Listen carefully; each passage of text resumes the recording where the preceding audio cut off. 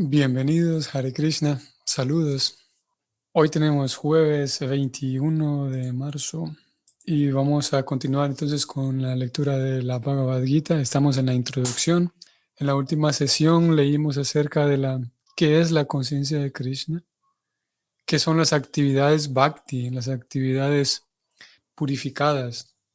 Con una conciencia purificada podemos mm, proceder a realizar actividades espirituales y por lo tanto propiciar nuestro máximo bien, el bien espiritual. Eso fue lo que hablamos y lo que leímos en la última sesión y vamos a partir de allí. Así que bienvenidos, Hare Krishna. Om Namo Bhagavate Vasudevaya. Om Namo Bhagavate Vasudevaya. Om Namo Bhagavate Vasudevaya. Continúo entonces con la lectura. Encontraremos pues en esta Bhagavad Gita que el todo completo comprende al controlador supremo, las entidades vivientes controladas, la manifestación cósmica, el tiempo eterno y karma, las actividades. Y todo ello se explica en este texto. Interesante. Prabhupada dice aquí el todo completo, cuando hablamos de el todo completo como un concepto filosófico, ese todo completo no abarca solamente a Dios, sino a estos 5 factores de los cuales ya hemos venido leyendo. Sigo leyendo. Todo ello tomado en conjunto forma el todo completo, y a este se lo denomina la verdad o la suprema verdad absoluta. El todo completo y la verdad absoluta completa constituyen la suprema personalidad de Dios completa, Sri Krishna. Todas las manifestaciones se deben a sus diferentes energías. Él es el todo completo.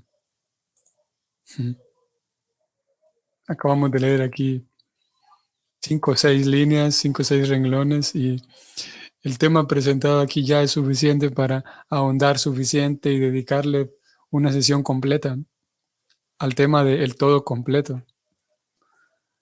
Aquí voy a retroceder para que lo leamos nuevamente.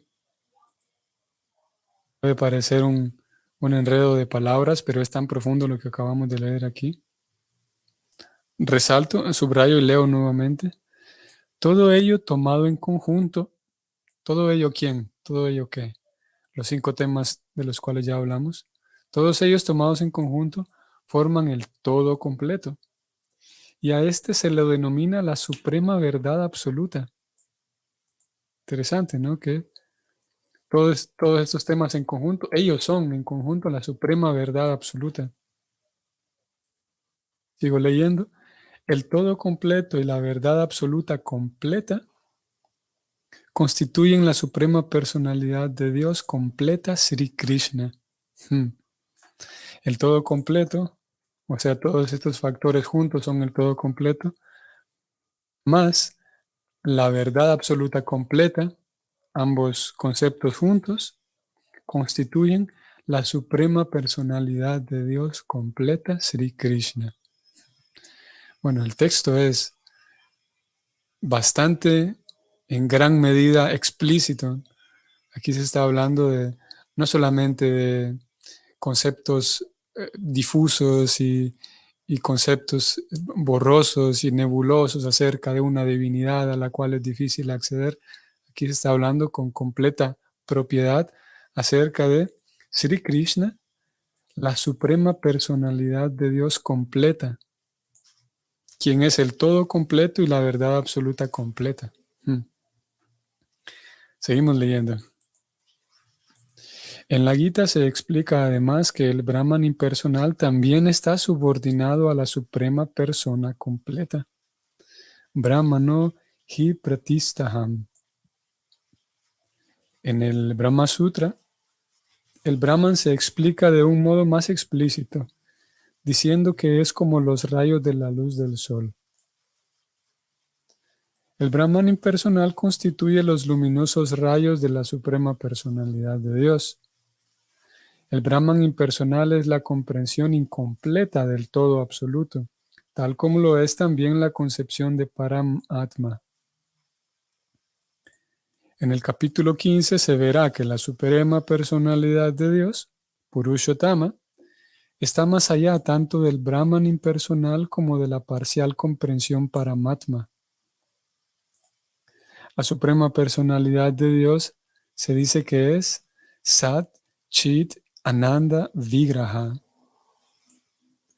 La Brahma Samhita empieza de la siguiente manera. Ishvara Parama Krishna Sachit Ananda Vigraham Anadir Adir Govinda Sarva Karana Karanam. La traducción de esto es la siguiente. Abre comillas. Govinda, Krishna, es la causa de todas las causas. Él es la causa original y la propia forma de la eternidad, el conocimiento y la bienaventuranza. Cierra comillas. La comprensión del Brahman impersonal es la comprensión de su característica Sat, o sea, eternidad. La comprensión Paramatma es la comprensión del Sat Chit, conocimiento eterno.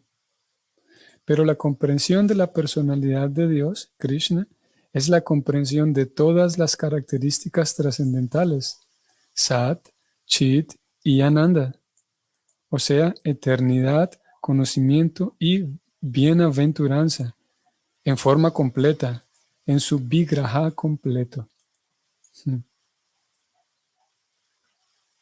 Pues como dijimos, bastante sustancial los temas que aquí se están presentando, que van a ser desarrollados a lo largo del libro, claro. Pero aquí, si podemos resumirlo brevemente en 2 palabras, Prabhupada está abordando un tema que durante años enteros y siglos los filósofos han tratado de abordar. Y ese tema es, ¿qué es Dios? ¿Será que Dios es una luz solamente?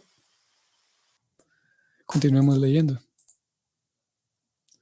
Cierta gente con poca inteligencia considera que la verdad suprema es impersonal, pero Él es una persona trascendental. Y esto lo confirman todas las escrituras védicas. Nityon Nityanam Chetanas Chetananam. Esta es una cita del Katha Upanishad 2.2.13. Así como nosotros somos seres vivientes individuales y tenemos nuestra individualidad, la suprema verdad absoluta también es, en fin de cuentas, una persona. Y la comprensión de la personalidad de Dios es la comprensión de todas las características trascendentales en su forma completa. El todo completo no carece de forma. Si él fuera informe o si fuera menos que cualquier otra cosa, entonces no podría ser el todo completo. El todo completo debe poseer todo lo que se halle dentro del marco de nuestra experiencia y más allá, pues de lo contrario no podría ser completo. Este es un tema muy interesante en cuanto al razonamiento, el acto de razonar sobre la ontología de Dios, tanto el origen de Dios como las características de Dios. Solo ese intento ya es pretencioso, ¿no? Alguien que diga, bueno, me voy a sentar a razonar, a pensar sobre la existencia y las características y el origen de Dios, no es nada simple. No es como sentarse a pensar en el partido de Barcelona con el Madrid. Es un tema mucho más profundo y difícil. Y aquí Prabhupada acaba de incluir algo, como dije, muy interesante, y es el argumento de que él acaba de decir, comprender la persona de Dios es lo más completo en relación a la comprensión espiritual, porque, como acabamos de decir, es la persona de Dios, que también nosotros somos seres individuales, como él acaba de decir. Dios también es un ser individual que tiene una personalidad, y de esa personalidad emana el hecho de que Dios es amor, porque se comporta de manera amorosa, o el hecho de que Dios es compasión, se comporta de manera compasiva. pero es a través de su comportamiento, porque Él es una persona. Y al final Prabhupada agrega el argumento de que, ¿cómo es posible, si venimos hablando del todo completo, y por definición Dios tiene que serlo todo, ¿no? Si Dios careciera de algo que yo tengo, entonces, al menos en algo, yo le gano a Dios, ¿no? Y cosa que en cuestión semántica no es posible. Sí, en la definición de la palabra, el concepto de Dios, no es posible que yo le gane a Dios en algo, ¿no? O nosotros. Y si es verdad que nosotros tenemos personalidad y Dios no tiene personalidad, entonces querría decir que nosotros tenemos algo que Dios carece. Por lo tanto, en eso le ganamos a Dios. Entonces, la conclusión que de aquí se infiere es que Dios no puede carecer de personalidad, porque nosotros tenemos personalidad, tenemos gustos, tenemos inclinaciones, tenemos opiniones. Y alguien podría argumentar que, claro, tenemos gustos, inclinaciones, opiniones, pero todas son distorsionadas. El hecho de que tengamos gustos e inclinaciones se debe a nuestra ilusión. Y lo cierto es que sí, nuestros gustos, es posible que yo sienta mayor gusto por lo amargo que por lo salado. Y nuestros gustos están limitados indudablemente a nuestras experiencias. Pero en fin de cuentas tenemos eso, una personalidad. A diferencia de Dios, que tiene sí una personalidad, pero no limitada por las experiencias materiales. Por ejemplo, podríamos decir, bueno, yo soy una persona y a mí me gusta más vestir en pantalones que en short, por ejemplo. Sí, en pantalón largo que en pantalón corto. Y ese es mi gusto, ¿no? O al revés, cualquiera de los dos. Entonces, mi gusto en este caso se limita a dos opciones solamente, al pantalón largo o pantalón corto, pero resulta que hay otras culturas que tienen otras formas de vestir que yo desconozco, ¿no? Por lo tanto, si bien es verdad mi gusto se limita a dos opciones que conozco, aún así tengo tendencia y gusto por uno de los dos, pero si yo conociera estas otras culturas cuya vestimenta es diferente, entonces yo podría ampliar mis opciones y ahora escoger entre un abanico mayor, un abanico más grande. Un abanico, yo podría escoger usar, eh, no sé, un taparrabos o una falda, qué sé yo, tantas otras opciones, ¿no?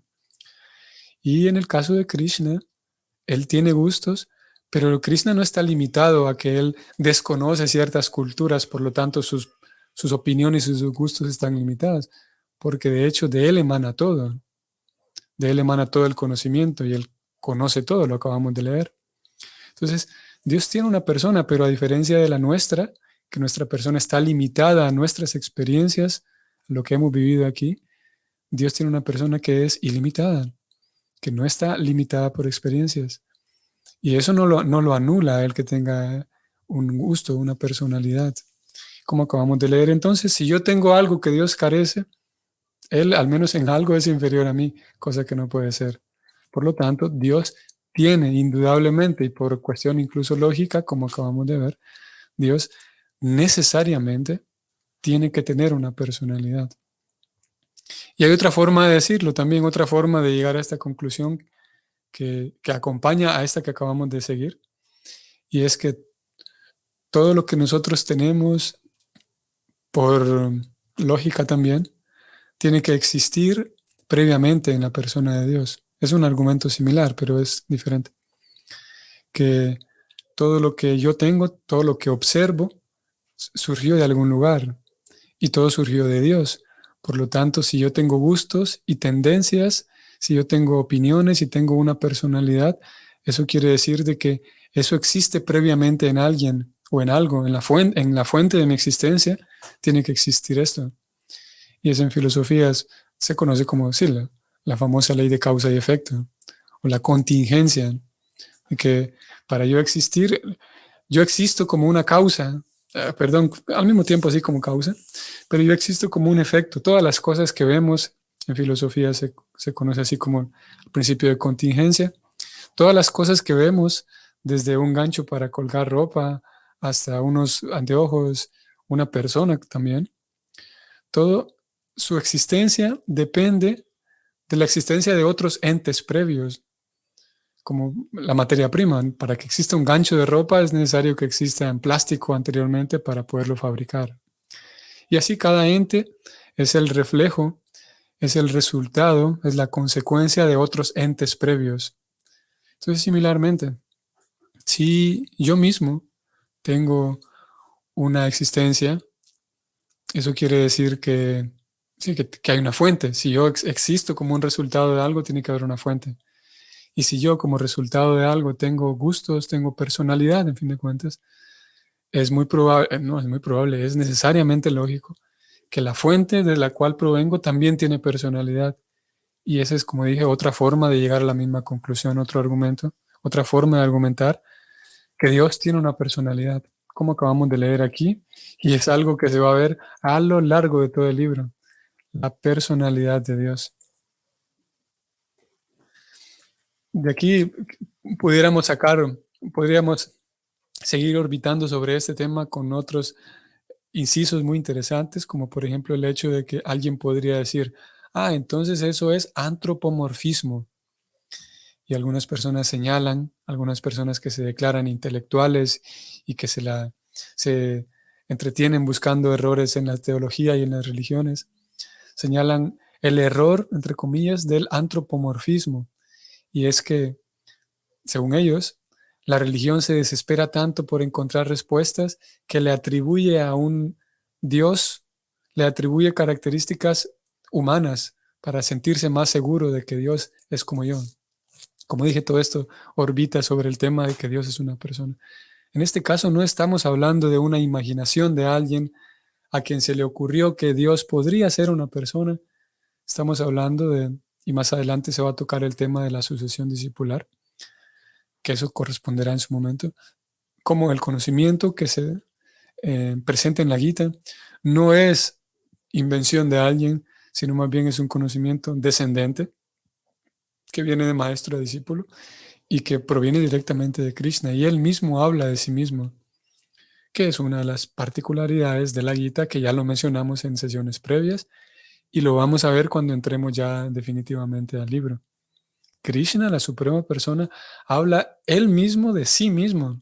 Así que no se trata de que un líder religioso se le ocurrió que Dios puede ser una persona y en el intento de, de personificar como un humano a la divinidad. No es antropomorfismo, es la descripción completa y real, objetiva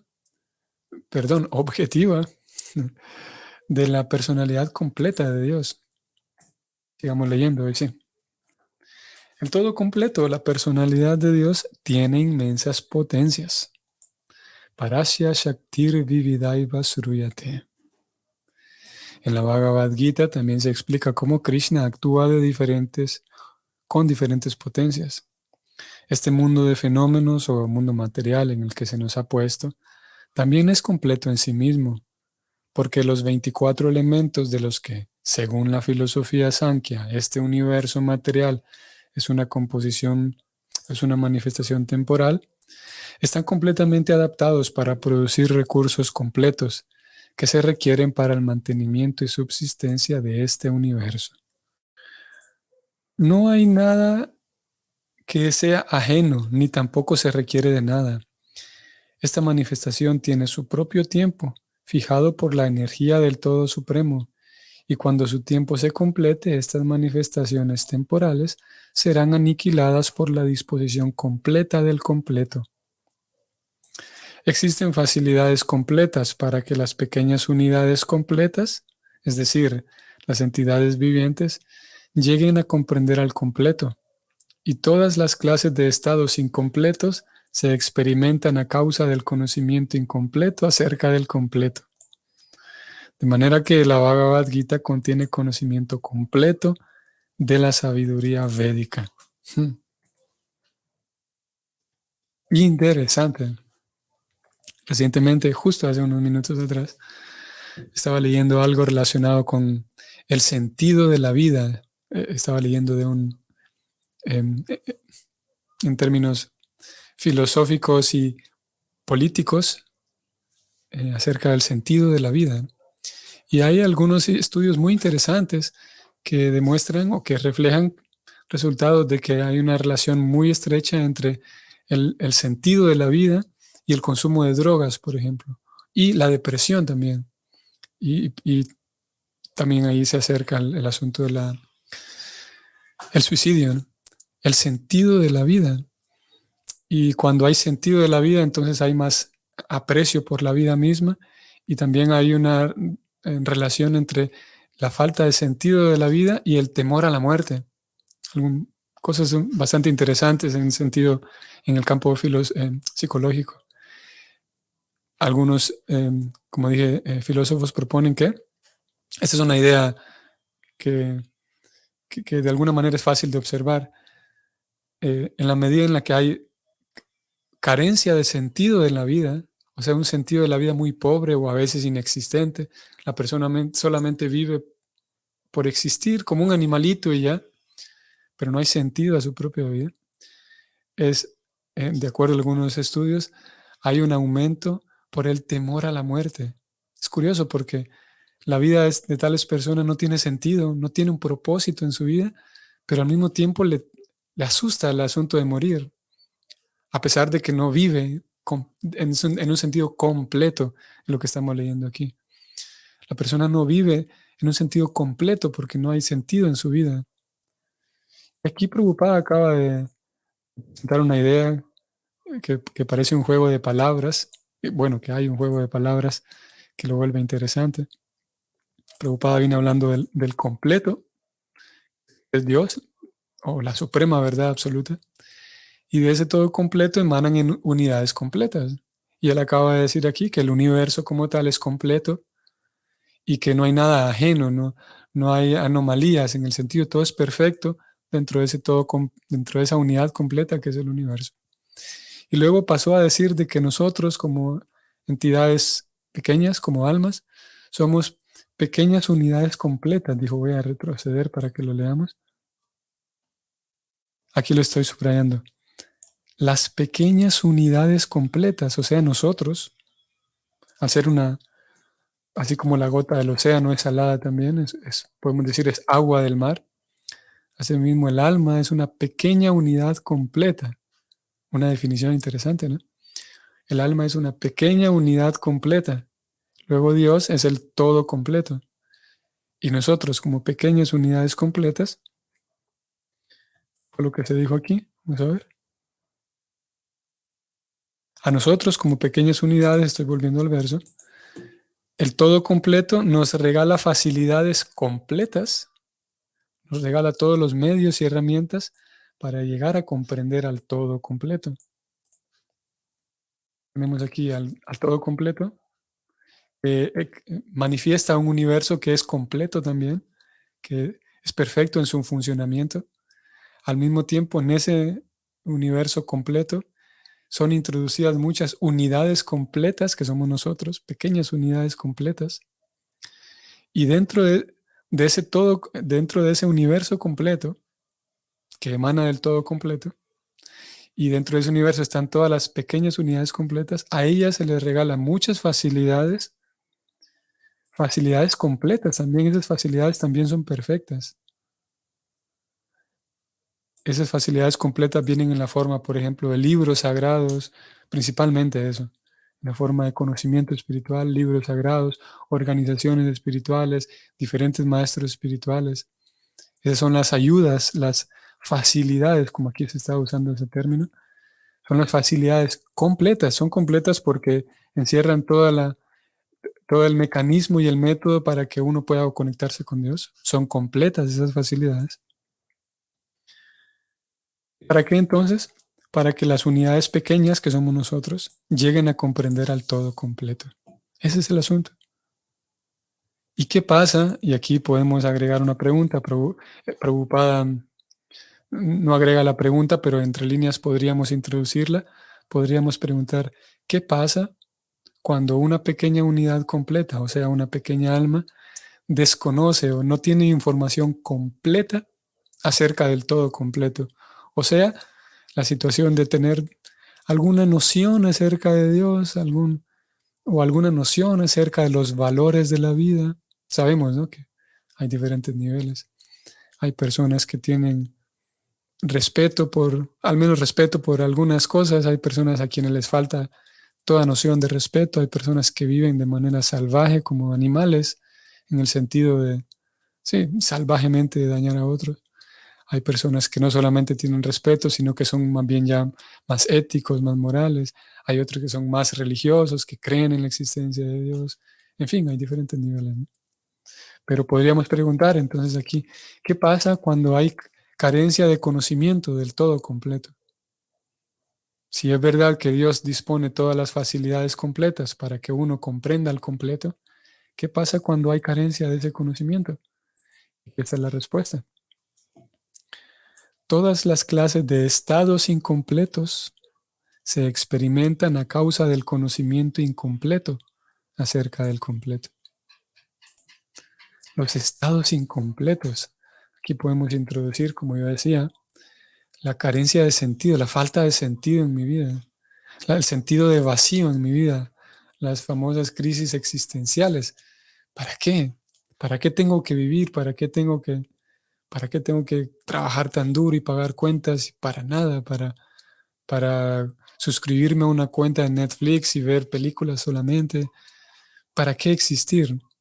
Y si uno llega al punto de hacerse esas preguntas, pero esas preguntas quedan en el aire porque no tengo la capacidad para aferrarme o captar al todo completo, captar a Dios, esas preguntas me van a causar eso, van a moverme mucho el piso, como se dice.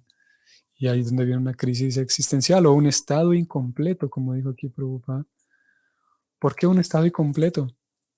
Porque en el estado completo el alma se percibe plena, existe. Es sí, como vivir de verdad.